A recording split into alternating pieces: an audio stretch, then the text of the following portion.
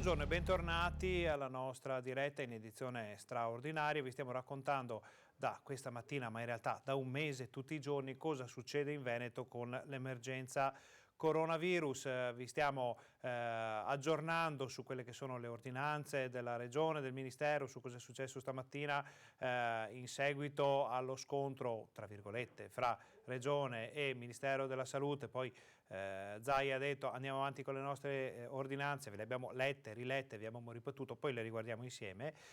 Stiamo con voi perché leggiamo i vostri messaggi da casa, le vostre domande, anche le vostre provocazioni e anche le foto che ci mandate per raccontarvi come state, per raccontare a noi e ai telespettatori come state vivendo questi giorni di isolamento, quarantena, ma anche di lavoro. Per esempio c'è Iva dalla sua tabaccheria, ci è arrivata in redazione una fotografia, fa il simbolo della vittoria, la sua mascherina d'ordinanza. Prima o poi è una battaglia che vinceremo tutti assieme. Vi ricordiamo che le tabaccherie, come gli alimentari, come altri negozi, sono aperti perché considerati di prima necessità. Torniamo in studio mentre cerchiamo altre fotografie che arrivano. Vi ricordiamo anche oggi sono arrivati tantissimi materiali, ecco l'arco, una bambina che ci fa vedere l'arco dell'Alleanza, una bambina con un forte senso religioso decisamente, che ci fa vedere la croce con l'aiuto di Dio. Andrà tutto bene, se lo dice lei con quel sorriso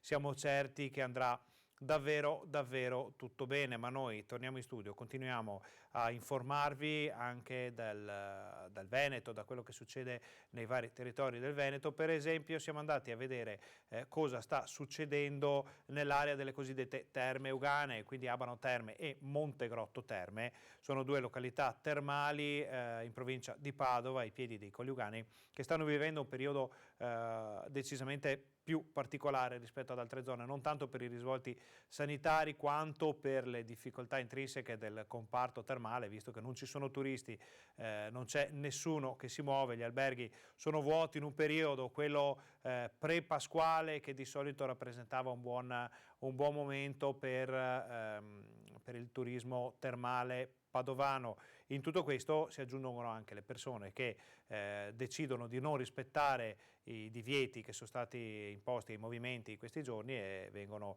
beccate in giro, e i sindaci non ne sono affatto contenti. Ecco il servizio. Alberghi chiusi nel periodo a ridosso di Pasqua, difficile la situazione delle Terme Euganee, dove chiusi sono anche i parchi e molte attività, e l'invito resta quello di rimanere a casa, così a Montegrotto. Il comune di Montegrotto Terme è stato il secondo comune della provincia di Padova a richiedere lo stato di crisi alla regione del Veneto, alla luce delle gravi ripercussioni che sta avendo questa epidemia.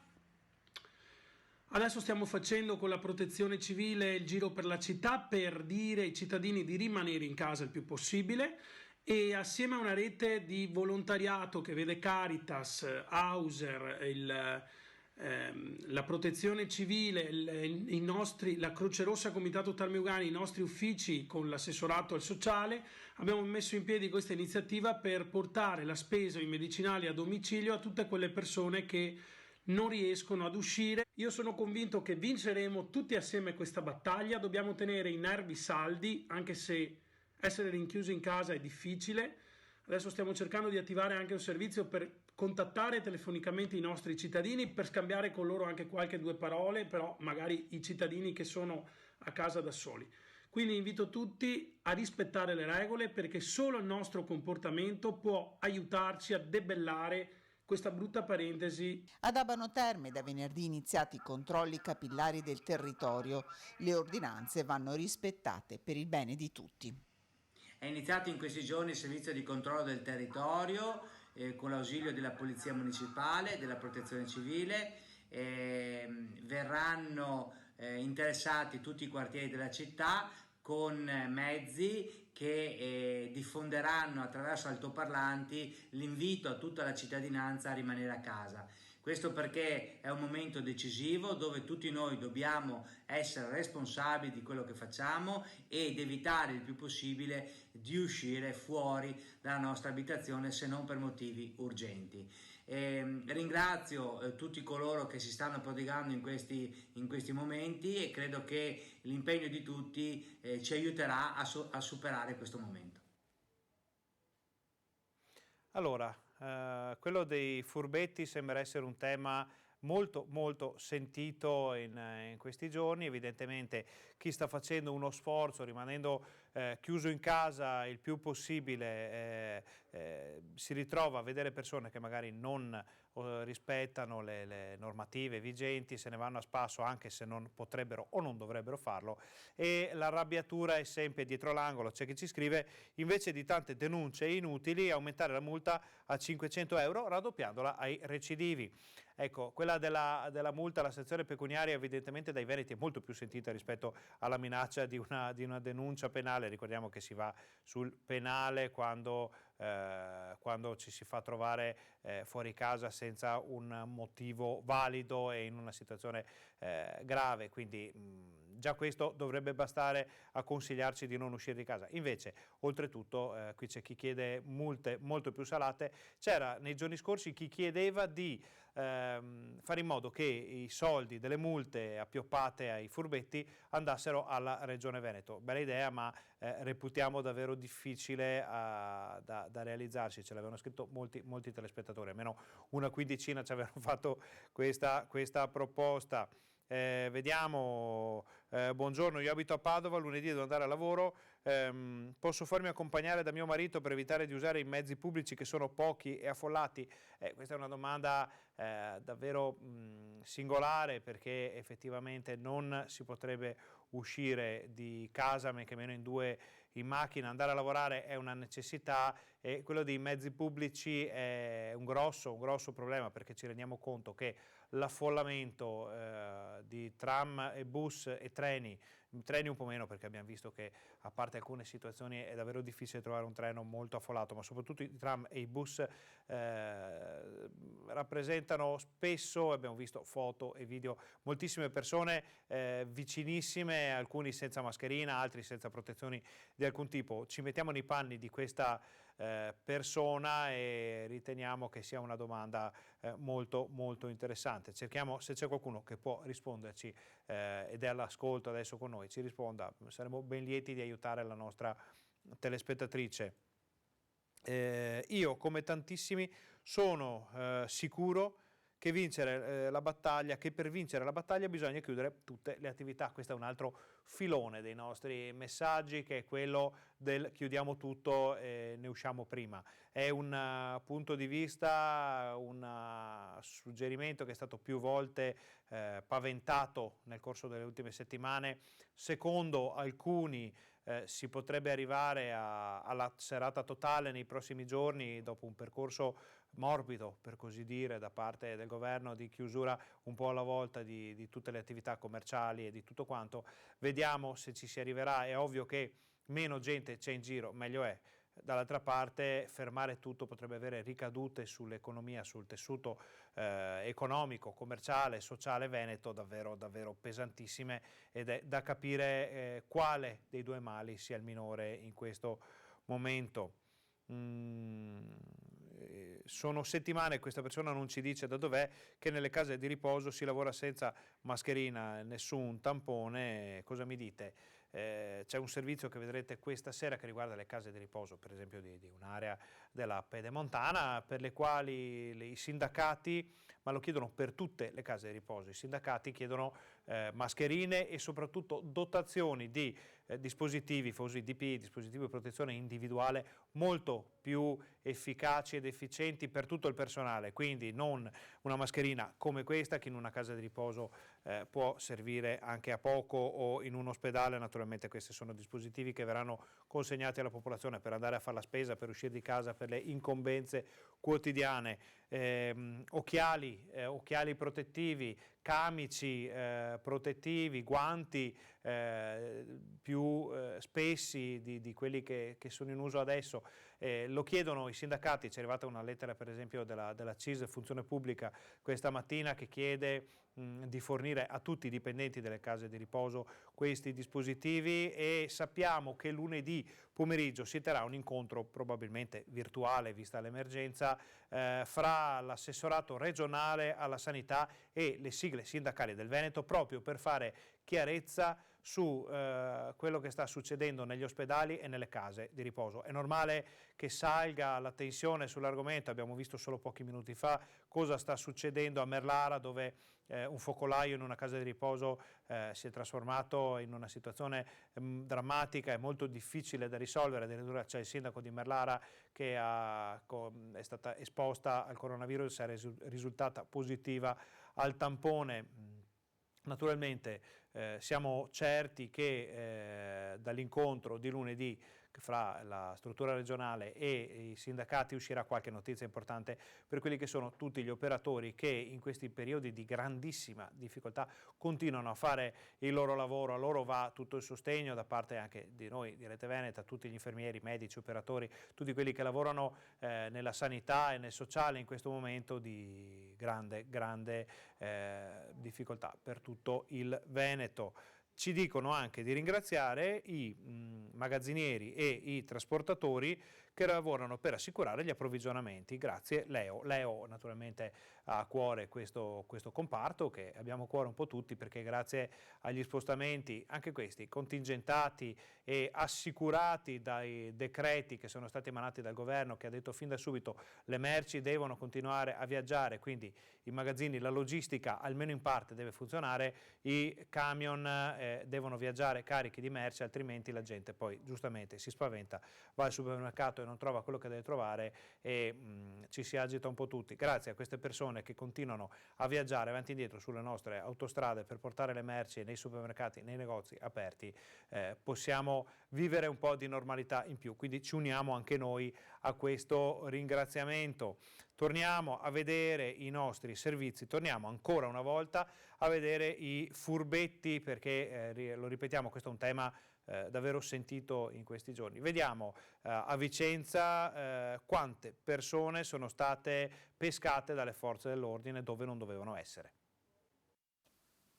I menefreghisti del coronavirus sono quelli che, nonostante gli appelli a restare a casa, se non per giustificati motivi, continuano a gironzolare. A Vicenza 21 persone sono state denunciate dalla polizia locale. Di queste, 7 sono automobilisti fermati perché si spostavano senza essere in grado di dare un'adeguata giustificazione. In via Sebastiano Tecchio 7 persone senza fisse dimora sono state sorprese in gruppo, altre 6 bivaccavano in Galleria Porti, mentre in via Battaglione Monteberico è stata segnalata una festa con musica ad alto volume. Il padrone di casa è stato denunciato. Infine, un negozio etnico in via Battaglione Framarin è stato sanzionato perché trovato aperto. Contemporaneamente anche i carabinieri della sezione radiomobile della Compagnia di Vicenza hanno messo a segno una serie di controlli con le sezioni di Altavilla Vicentina, Longare, Noventa Vicentina e Vicenza. 10 le persone denunciate per inosservanza del decreto del Presidente del Consiglio dei Ministri. Si tratta di cittadini sorpresi fuori di casa che hanno dato giustificazioni in contrasto con le prescrizioni imposte. Qualcuno si era recato a fare la spesa in un comune diverso da quello di residenza, qualcun altro in tabaccheria per acquistare le sigarette. Ma i controlli contro la diffusione del Covid-19 hanno permesso anche di scoprire lo spaccio di droga. A Villaverla, infatti, la polizia locale nord-est vicentino ha sorpreso 2 uomini seduti sul guardrail in via Martiri delle Foibe. Alla vista degli agenti, i 2 si sono divisi e sono risaliti sulle loro auto, ma i vigili li hanno fermati e li hanno portati al comando, dove sono stati perquisiti. Nel pacchetto di sigarette di uno dei 2 è stata ritrovata una pallina di cocaina da 60 grammi. Invitato a compilare l'autocertificazione, l'uomo ha dichiarato di essere uscito di casa per comprare stupefacenti. L'altro, un 39enne di Monticello con Teotto, trovato con 7 involucri di cocaina per più di 9 grammi e con 550 euro, è stato denunciato per spaccio di droga. Entrambi sono stati denunciati anche per violazione del decreto anticoronavirus. Adesso i controlli proseguiranno serrati. A Vicenza la polizia locale utilizzerà pure i droni della protezione civile che sorvoleranno la città per rilevare eventuali assembramenti e segnalarli immediatamente alle pattuglie in servizio. Insomma, tolleranza zero verso chi non rispetta le regole. Il fatto che si debbano usare dei droni per beccare quelli che se ne vanno a spasso mentre dovrebbero rimanere in casa e che addirittura ci siano persone che ammettono di essere uscite per comprare della droga, insomma, vuol dire che c'è ancora un po' di strada da fare perché si possa combattere questo coronavirus con tutte le armi che abbiamo a nostra disposizione. Per chi invece resta in casa a fare il proprio dovere rimanendo bloccati, chiusi dentro il proprio domicilio, Rete Veneta ha molte proposte per far passare il tempo. Prima abbiamo parlato della ginnastica e fra poco potrete fare ginnastica con i nostri maestri, ma dalle 6 alle 7 avrete la possibilità, e noi abbiamo l'onore, di farvi vedere la messa in diretta dal Santo di Padova, una delle chiese, non ci stancheremo mai di dirlo, più importanti della cristianità. Una basilica che viene presa come modello, che viene raggiunta ogni anno da milioni di pellegrini, di fedeli, e che adesso è chiusa al culto, non si può visitare. Padova è isolata come tutte le altre città, non si può andare al santo, ma noi ve lo facciamo vedere molto da vicino, vi facciamo vedere la messa ogni giorno dalle 6 alle 7. Ecco cosa potrete vedere fra poco.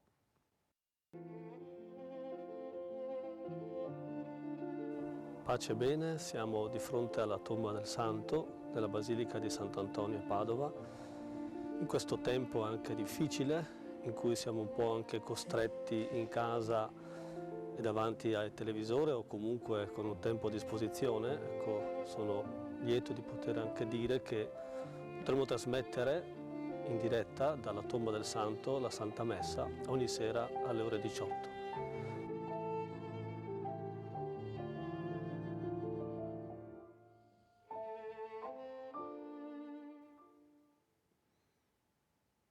Quindi questa era la notizia della Santa Messa che potrete vedere in diretta alle 18 sul canale 18. Rete Veneta ha la possibilità di farvi vedere la Messa dal Santo. Noi invece, come abbiamo fatto prima, abbiamo adesso la possibilità di fare un'intervista, una chiacchierata su quello che sta succedendo in Veneto con l'assessore regionale Elena Donazzan. L'abbiamo qui in collegamento su Skype, dovrebbe vederci, dovrebbe anche sentirci, sì. Quindi ci sentiamo benissimo. Vediamo che la qualità delle immagini forse non è ottimale a causa della banda, forse, o del collegamento internet. Purtroppo Pove del Grappa è bellissimo paese, ma non sempre abbiamo tutta la copertura nonostante wifi in casa. Benissimo, allora ci accontenteremo, assessore, di questa risoluzione, ma l'importante è quello che ci dirà lei. Allora, cosa sta succedendo, cosa dobbiamo aspettarci nei prossimi giorni e cosa dobbiamo fare per uscire tutti insieme da questa emergenza? Glielo chiediamo, immagino che lei sia a casa, vediamo che è a casa sua, quindi sappiamo che sta facendo il suo dovere come moltissimi veneti, che è quello di restare in casa. Esattamente, partiamo da questo. Il nostro dovere è quello di rispettare le regole e le ordinanze. Guardate, mia sorella fa l'insegnante elementare, come tanti insegnanti elementari stanno facendo un lavoro egregio con i propri bambini. Peraltro bambini è più difficile fare lezione online, immaginate un adulto, un ragazzo delle scuole superiori può stare su un video anche delle ore, un bambino no. Ha fatto fare un ragionamento ai suoi alunni di terza elementare e un bimbo, lavorando con le marionette, ha detto: per sconfiggere questo coronavirus visto come un mostro c'è bisogno di pazienza. Allora la pazienza e le regole ci faranno uscire da questa situazione. Però guardi, mi permetta di dire, io vedo troppa invece impazienza e disobbedienza. Stamattina mi sono arrivate delle immagini di supermercati con la gente in fila. Li ho definiti deficienti, perché non è possibile che in casa non abbiamo le scorte alimentari. Io immagino le dispense di ciascuno, io sono quella che fa la spesa meno e peggio, ma in casa ho da sopravvivere credo per il prossimo mese, come tutti noi. Cos'è questa corsa ad andare? Abbiamo detto che il problema è l'assembramento. Allora, la prima cosa, pazienza, obbedienza delle regole e soprattutto evitiamo di andare nei luoghi affollati. Se vediamo che ho necessità di fare la spesa, vedo che c'è troppa gente, torno a casa e non ci vado con tutta la famiglia. Allora, anche questo servizio che voi fate, egregio, perché poi le persone a casa devono essere impegnate. Ecco, guardare anche trasmissioni come la vostra aiuta ad essere impegnati in modo intelligente. Facciamo sempre di più informazione di servizio, serve anche per dare quelle informazioni che voglio darvi ora. Per esempio, prima vi ho chiesto di ritardare la nostra diretta perché ero in collegamento con il Ministero del Lavoro. Ieri e oggi sui giornali ne andavano eco, io mi sono molto risentita con il Ministero del Lavoro. Il ministro non ha colpa, è un ministro che lì da poco, è una bravissima persona, per come la conosco, uno che si impegna, una donna, Annunzia Catalfo, ma la situazione è imbarazzante complessivamente rispetto a come il governo non si rende conto dell'impatto economico che ha questa crisi, in particolare su una regione che è vocata all'export, che aveva nel turismo la sua fonte principale. Quindi imprese che sono abituate ad esportare, che devono esportare e imprese del settore turistico. E io ieri mi ero lamentata della poca attenzione e delle poche risorse. Oggi il primo decreto, e lo dico in qualche modo in anteprima a Rete Veneta, risponde meglio, vuol dire che da ieri aver alzato la voce è servito. Il ministro nel primo riparto, che è in bozza e quindi deve essere, il decreto credo che sia promulgato tra stanotte, domani e più tardi lunedì, tiene conto delle richieste che il Veneto ha fatto. Credo che questa sia una buona cosa da dire, una buona notizia. Sono insufficienti rispetto all'arco temporale dei 3 mesi, ma già un primo segnale l'abbiamo potuto rilevare, il che vuol dire che stare insieme con le parti sociali, far sentire la voce del Veneto unito, aiuta anche a farsi ascoltare bene a Roma, perché quando siamo credibili fanno fatica a dire qualche cosa di diverso. Ecco, quindi questa è una prima buona notizia che adesso darò anche ovviamente al resto del mondo, nel senso di coloro che sono interessati. Benissimo, Assessore, naturalmente questa è una cosa che può essere utile in questo momento, ma poi dopo a me non piace parlare di ripartire perché il Veneto non si è mai fermato, lei insomma lo sa benissimo, ma avremo bisogno certo di qualcosa di più, sia dal punto di vista economico, ma forse anche di forze morali che andranno cercate per riprendere immediatamente il passo che questa Regione ha sempre tenuto e che le ha permesso di stare spesso avanti, quasi sempre avanti agli altri. Lei ha detto una cosa correttissima, sa, perché noi adesso dobbiamo fare di tutto per, a Napoli direbbero passare la nottata, questa è una nottata lunga e buia e dobbiamo pensare che col nostro comportamento possiamo rendere la notte meno lunga e essere di aiuto a quel personale sanitario che oggi è la prima linea di una guerra con un nemico invisibile, ma è una prima linea drammatica perché quello che abbiamo visto all'ospedale di Asiago, cioè chiudere perché pazienti sono diventati medici e gli infermieri, vuol dire che sono la nostra gente che sta male e che viene esposta al contagio, non può mica essere disobbediente. Guardi, io l'ho detto l'altro giorno a un sindacalista della FIOM che proclamava sciopero all'Electrolux. Io ho detto, i nostri medici non possono mica fare sciopero, i nostri infermieri non possono mica fare sciopero. Non esiste disobbedienza oggi. E allora dobbiamo essere seri. In guerra si va a combattere, se no si è disertori o disobbedienti. Io non appartengo alle due categorie, nemmeno lei che sta facendo il suo dovere e nemmeno coloro che stanno facendo il proprio di dovere. E quindi dobbiamo guardare che cosa servirà dopo. Il tema è quello di aiutare oggi le nostre imprese con la liquidità e la liquidità si ha da un cambio pesante di atteggiamento della Banca Centrale Europea. Non ci deve bastare la modifica del patto di stabilità, è una sospensione, qui vanno modificate le regole. Cos'è il patto di stabilità? Perché comunque dobbiamo fare anche un po' di educazione civica. Il patto di stabilità è quella regola per cui uno Stato può venire commissariato appartenente all'Unione Europea se non tiene tante entrate quante uscite. È chiaro che in un momento di emergenza il patto di stabilità non esiste. Ma non è che noi siamo i cattivi, gli italiani non sono i cattivi gestori della cosa pubblica.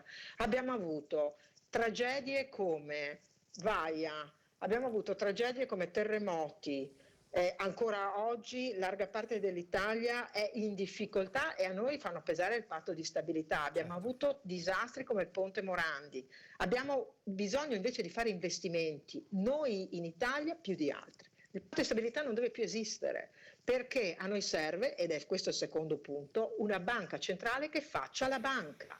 Guardate, in tutti gli stati esiste una banca centrale. Ora noi abbiamo abdicato a parte della sovranità dandola all'Europa, ma faccio un esempio perché ormai i nostri ascoltatori sono tutti molto preparati e vado a concludere.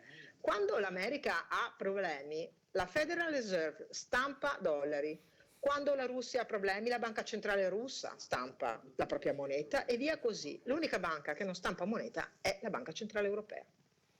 Allora, Assessore, abbiamo parlato di temi molto intimi come quelli dei cittadini che devono rispettare le regole, devono fare quello che gli si dice di fare. Abbiamo parlato di temi molto alti, abbiamo parlato del futuro di questa regione. Io le chiedo, prima di lasciarla lavorare, prima di tornare alla nostra diretta, un appello in poche parole a tutti i veneti. Lo stiamo chiedendo a tutte le persone, le autorità, i politici che vengono in questo nostro studio virtuale tramite Skype. Un appello ai cittadini veneti.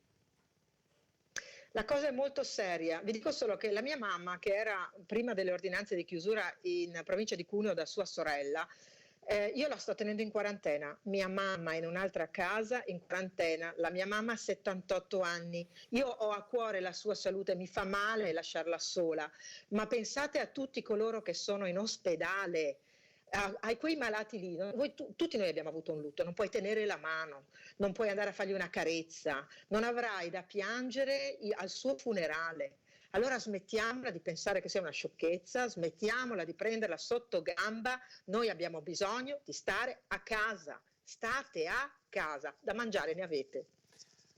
Più chiaro di così, come sempre l'assessore regionale Elena Donazzan, molto chiara, molto precisa. La ringraziamo moltissimo per essere stata qui con noi, per averci fornito questo suo importante punto di vista. Ci risentiremo nei prossimi giorni, speriamo di poter commentare qualcosa di più positivo. Grazie ancora, sappiamo che tutti gli assessori stanno lavorando in questi giorni, ci fa ciao con la mano, noi la salutiamo dallo schermo. Torniamo in studio, siamo quasi in chiusura con la nostra diretta in edizione straordinaria e vi ricordiamo che fra pochissimi minuti avrete la possibilità di vedere qui su questa rete un'ora di ginnastica, possiamo chiamarla così, un'ora di mantenimento fisico che vi coinvolgerà senza dover uscire di casa. Chiedo alla regia se abbiamo pronto il servizio della ginnastica, dell'ora di ginnastica di Rete Veneta, di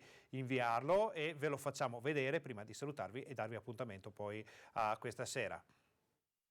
Compio dei movimenti che coinvolgono il busto, quindi scendo da un lato e subito dopo dall'altro. Per i patiti del fitness, ma pure per gli anziani, gli adulti, tutti costretti a rimanere in casa e che non possono più provare il piacere di uscire per mantenersi in forma, non tutto è perduto. Rete Veneta offre una possibilità di allenamento a distanza.